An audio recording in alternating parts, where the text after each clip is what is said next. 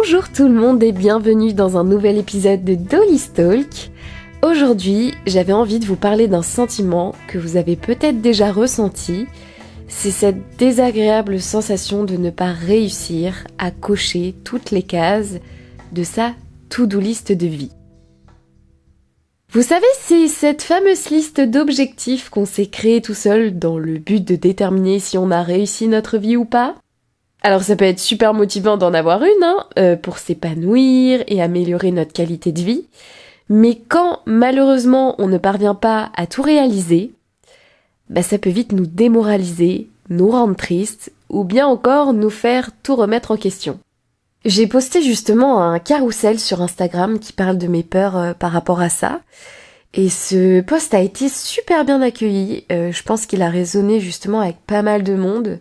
D'ailleurs, si vous voulez le voir, c'est sur mon compte Dolly Mexar. Vous avez le lien en description. Donc j'ai décidé de prendre le temps d'en faire un épisode complet à ce sujet, histoire d'apaiser cette pression qu'on se met à réussir notre vie à tout prix, en prenant plutôt le temps de se remémorer tout ce que l'on a déjà fait par le passé pour mieux vivre le moment présent et avancer avec plus de confiance face à l'avenir. Bon, déjà pour commencer, la peur de ne pas réussir sa vie, elle est très naturelle, puisqu'en tant qu'être humain, nous sommes tous conscients que nous ne sommes pas éternels, et que par conséquent, un jour, nous allons partir de ce monde. Voilà, on va parler français dans cet épisode. Personne ne connaît ni l'heure, ni la date, ni les conditions de son départ, et encore moins ce qui s'est passé avant et après sa vie. Donc si on prend en compte tous ces détails-là, ça paraît tout à fait logique d'angoisser à l'idée de ne jamais être assez à la hauteur de cette vie qui nous a été donnée, sachant qu'elle est éphémère et que beaucoup de choses nous échappent à son sujet. Pour moi, ça peut expliquer ce qui va faire naître en nous ce besoin de rendre notre vie si spéciale pour pouvoir partir sereinement, sans aucun regret, le jour où ce moment arrivera. Et pour rendre cette vie mémorable à nos yeux, on se met à déterminer des objectifs qui vont servir à laisser une trace de notre passage sur Terre. Et je rajouterais même dans le but de démontrer que notre vie a été salutaire et singulière. Rappelons que le but de l'existence humaine, inconsciemment, c'est quand même de créer des choses qui lui survivront. Ça peut être par exemple avoir des enfants, écrire un livre, ouvrir une entreprise, créer des œuvres d'art, réaliser un film, planter des arbres, etc. Mais ça peut aussi être d'aider les autres et de guider les générations futures. Et c'est donc à ce moment-là que je vous propose de faire un exercice très simple avec moi, qui est de rédiger votre propre to-do list de votre vie. Pour cela, c'est très simple, vous prenez une feuille, un stylo, ou bien vous pouvez aussi écrire dans les notes de votre téléphone, et vous allez écrire vos rêves, vos envies, tout ce que vous aimeriez idéalement accomplir avant de quitter ce monde. Je suis sûre que là tout de suite vous devez avoir plein d'idées en tête. Ça peut être de vous offrir un cadeau en particulier, de voyager dans tel ou tel pays, de vous former pour un certain métier, de rencontrer l'amour de votre vie, d'adopter un animal, d'avoir des enfants, etc., etc.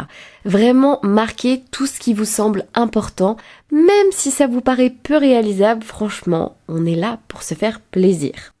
Une fois que cette fameuse liste est terminée, vous allez la mettre de côté et vous allez en écrire une deuxième qui va consister à déterminer tout ce que vous avez déjà coché sur votre to-do list de vie par le passé. Parce que déterminer une liste d'objectifs à atteindre, c'est bien, c'est pas mal, mais se rappeler de tout ce que l'on a déjà réussi à faire, c'est encore mieux. Une fois que vous avez tout fini, quand vous regardez votre liste du passé, j'aimerais que vous vous demandiez, plutôt que vous vous rendiez compte, de tout ce que vous avez réussi à faire jusqu'à maintenant. Peut-être que cette liste, ça vous paraît juste normal. Peut-être aussi que vous vous rendez compte que c'est énorme ou que, au contraire, c'est pas assez. Mais dans tous les cas, si on met de côté la quantité et qu'on se focalise sur la qualité, ce qu'il faut retenir de cette liste, c'est que vous l'avez fait. Vous avez réussi à faire tout ça. Donc qu'est-ce qui vous empêche de ne pas réaliser les prochains de votre liste ? Vous avez toutes vos chances comme pour celles du passé. Alors on respire, on reprend confiance et on avance vers ses rêves la tête haute. J'ai une image qui me vient en tête qui illustre parfaitement ce que je viens de dire. C'est celle d'un personnage qui observe le sommet d'un temple depuis le bas. Et il se dit qu'il aimerait bien monter tout en haut, mais que ça lui paraît vraiment insurmontable parce que y a beaucoup de marches à gravir et que ça lui paraît hyper difficile. Puis, dans une seconde image, on aperçoit le temple et le personnage vus de très loin, et on se rend compte qu'en fait, il se trouve en réalité en haut d'une immense montagne. Vous avez la montagne, qui est vraiment gigantesque, et tout en haut, le fameux temple qui paraît tout petit avec le personnage. Et là, on réalise alors que le personnage a déjà parcouru les 3/4 du chemin pour atteindre ce fameux temple. Et que comparé à l'ascension déjà accomplie, il lui reste qu'un petit effort à fournir pour atteindre le sommet. Eh bien, dites-vous que là, pour votre to-do list de vie, c'est exactement pareil. C'est très important de se souvenir de ce que l'on a déjà accompli pour apprécier davantage ce que l'on fait maintenant et trouver la force de construire l'avenir avec confiance. Si je prends mon exemple, moi, un de mes objectifs dans ma to-do list de vie qui paraît très simple, dit comme ça, mais qui pourtant me fait très mal au cœur de ne pas réussir à atteindre, c'est de rencontrer l'amour de ma vie avec qui j'aimerais me marier et fonder une famille. Et comme j'ai 28 ans, j'ai encore plus de pression car en gros le monde entier me fait comprendre que passé la trentaine, faut que j'ai des enfants, que je sois mariée, que je sois propriétaire, que je gagne tant d'euros par mois, que je sois heureuse et épanouie. Si je réussis pas, ça veut dire que j'ai raté ma vie. Si j'ai des enfants trop tard, ça veut dire que je serai moins fertile, que je serai une maman trop vieille et patati et patata. On connaît la pression sociale des femmes, merci mais non merci. Et au moment où j'ai fait ce fameux carrousel sur Insta pour en parler, je me sentais vraiment très triste par rapport à ça. Genre, vraiment méga triste. De toute façon, vous l'avez vu, j'ai pas sorti de podcast pendant un moment. Alors certes, j'avais des examens à passer, fallait que je sois focus pendant les révisions, mais c'est aussi parce que je me sentais très triste par rapport à ça, et tellement triste que j'en chialais, j'avais mal à la tête. Et tu sais, quand t'as mal à la tête, tu dors pas, et quand tu dors pas, t'es fatigué et sensible en journée, et c'était un cycle sans fin, bref, c'était horrible. Et il y a des périodes où franchement, je ne vis pas mal mon célibat. Au contraire, je me sens libre, je me sens heureuse. C'est vrai, j'ai pas de peine de cœur ni de contrariété liée à une relation de couple. Je fais ce que je veux, où je veux, quand je veux. Je me concentre sur moi et mes passions uniquement. Et puis je me dis aussi qu'un jour je rencontrerai la bonne personne, mais que pour l'instant, c'est juste pas maintenant. Et c'est pas grave. Mon épanouissement ne doit pas dépendre du fait d'être en couple ou non, quoi. Et pourtant, de temps en temps, j'ai des petites rechutes où je supporte très mal mon célibat. Et je panique et j'angoisse et je focalise trop sur cette question de « mais pourquoi ça ne m'arrive pas à moi ?» Et en plus, j'ai l'impression que tout le monde autour de moi est en couple, c'est insupportable, ce qui est, entre parenthèses, complètement faux. C'est juste mon cerveau qui se focalise uniquement sur les couples que je croise. Mais voilà, tu connais les vices du cerveau, C'est le roi pour tout dramatiser quand il s'y met. Vraiment, c'est insupportable.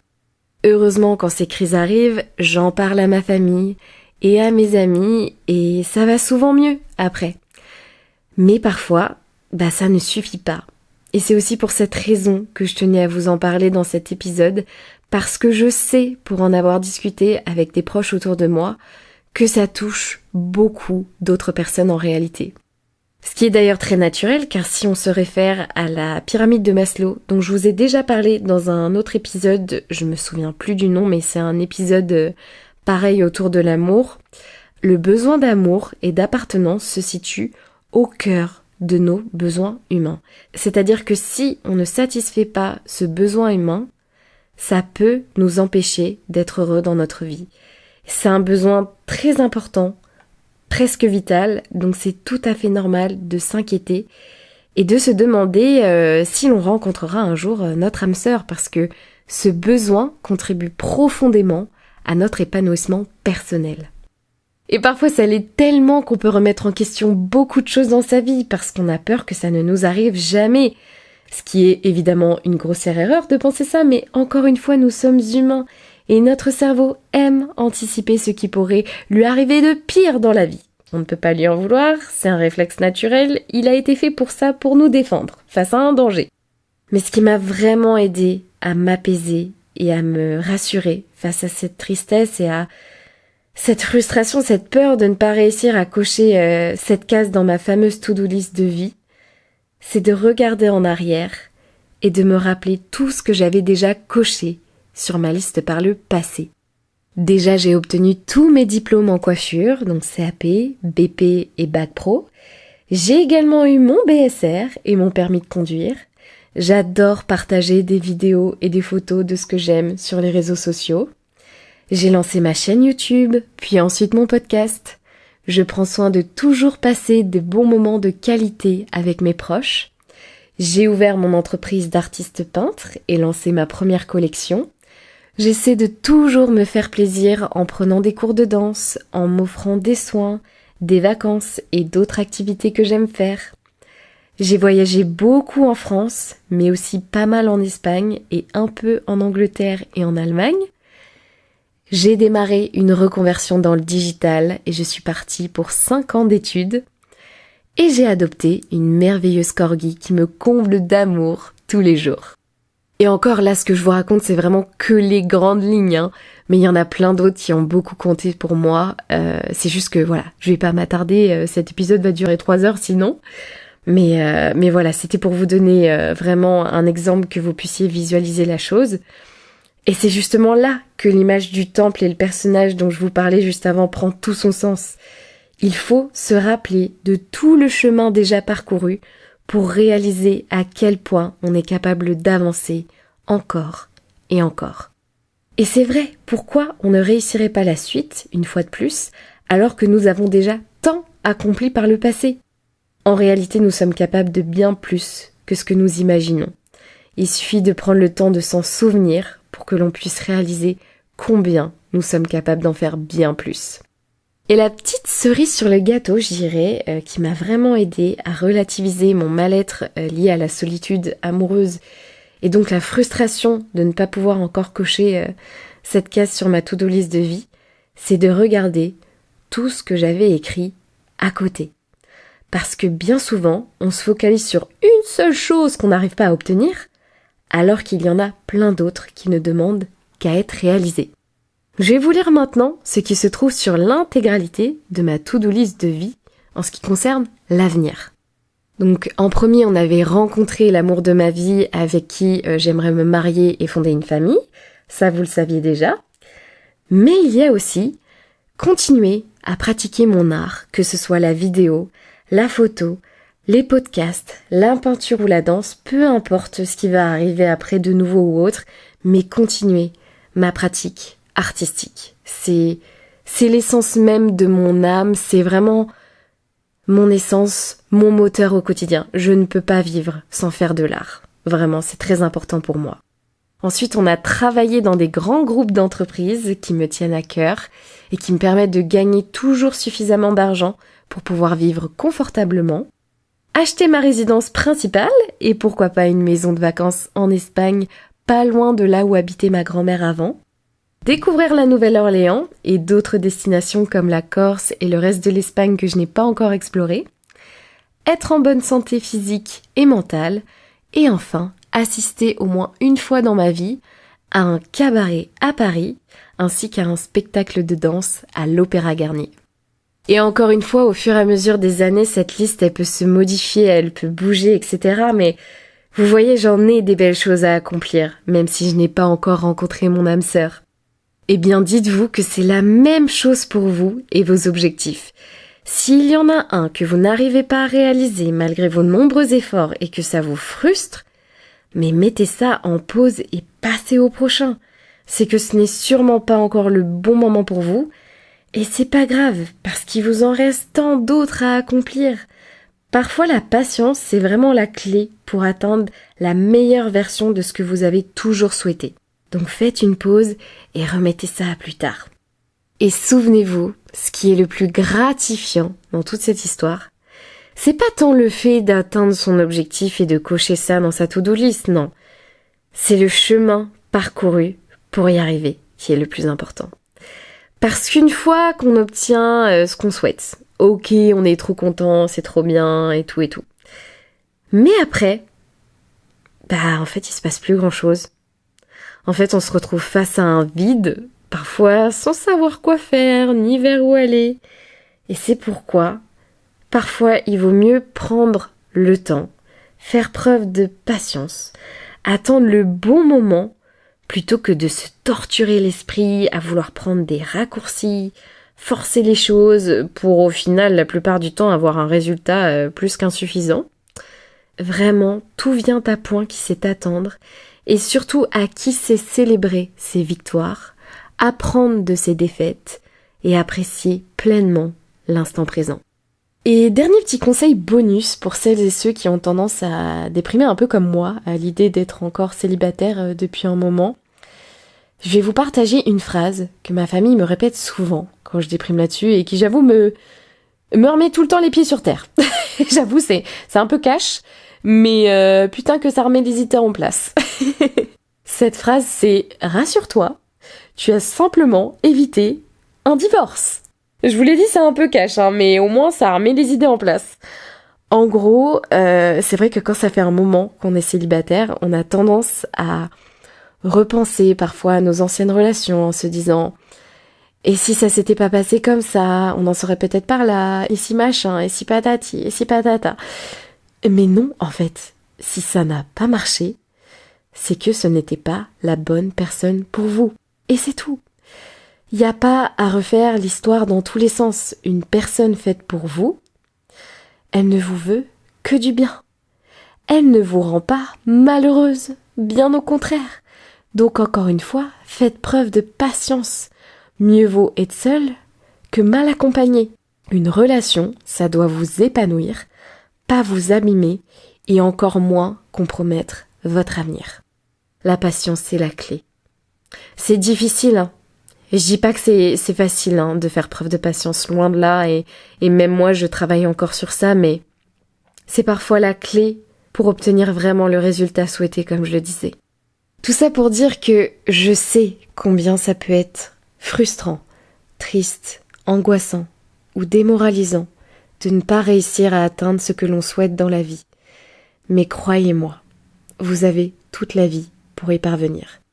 Alors je sais pas quel âge vous avez quand vous écoutez cet épisode, mais comme je vous le disais au début du podcast, on ne sait jamais combien il nous reste de temps à vivre sur cette terre. Alors la prochaine fois que vous vous sentez nul, en retard sur votre vie ou en plein doute existentiel, posez un regard doux sur votre parcours et prenez un moment pour lister vos réussites. Faites en sorte de profiter de chaque instant. Offrez-vous un petit moment de bonheur chaque jour et savourez chaque pas que vous faites vers ce qui vous tient le plus à cœur. Merci de m'avoir écouté. N'hésitez pas à liker, commenter, partager et mettre 5 étoiles si cet épisode vous a plu. Prenez soin de vous et je vous dis à très bientôt dans un prochain épisode de Dolly's Talk. Bisous!